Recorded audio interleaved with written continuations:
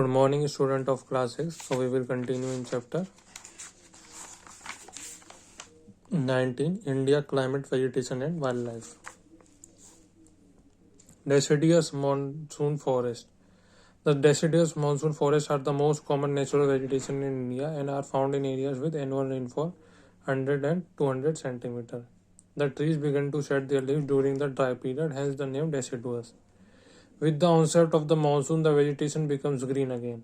Example of trees found in forests include teak, sal, shisham, mahua, and sandalwood. These forests are mainly found on the leeward slopes of the Western Ghats, Shivaliks, Gangetic Plains, Odisha,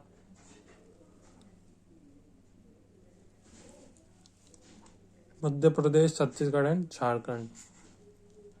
So, student, the deciduous forests are the most common vegetation in India and are found in areas which have annual rainfall between 100 and 200 centimeters. The trees begin to shed their leaves during the dry period, hence they are called as deciduous. With the onset of monsoon, the vegetation becomes green again. Example of trees found in this deciduous monsoon forest are teak, sal, shisham, mahua, and sandalwood. And these forests are found mainly in slopes of Western Ghats, Shivaliks, Gangetic Plain, Odisha, Madhya Pradesh, Chhattisgarh, and Jharkhand.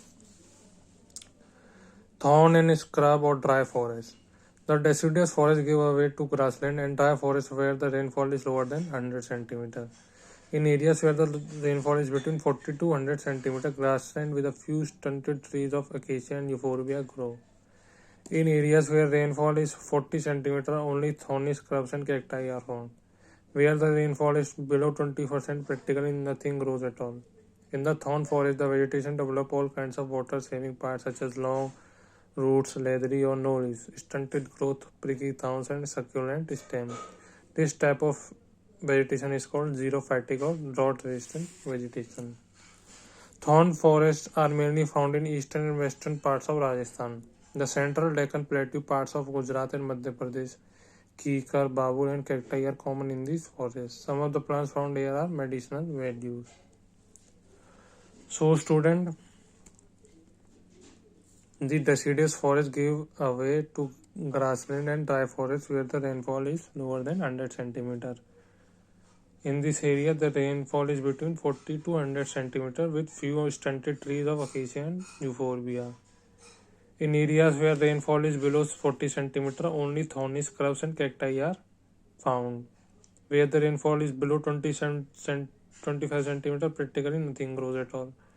In the thorn forest, the vegetation develops all kinds of water-saving parts such as long roots, leathery or no leaves, stunted growth, prickly thorns, and succulent stem. This type of vegetation is called xerophytic.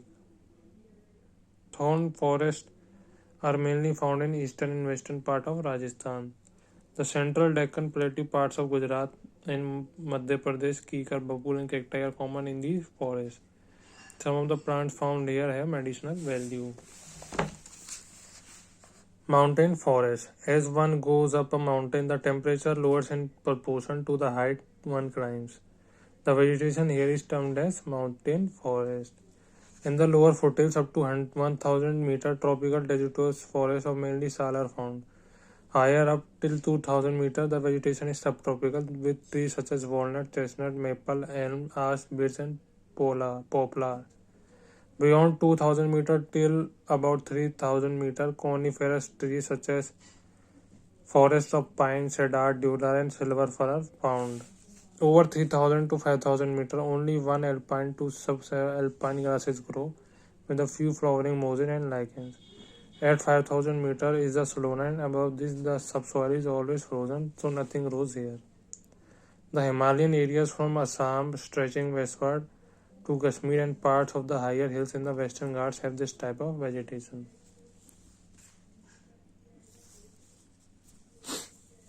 Importance of forest. Forests are very important natural resource.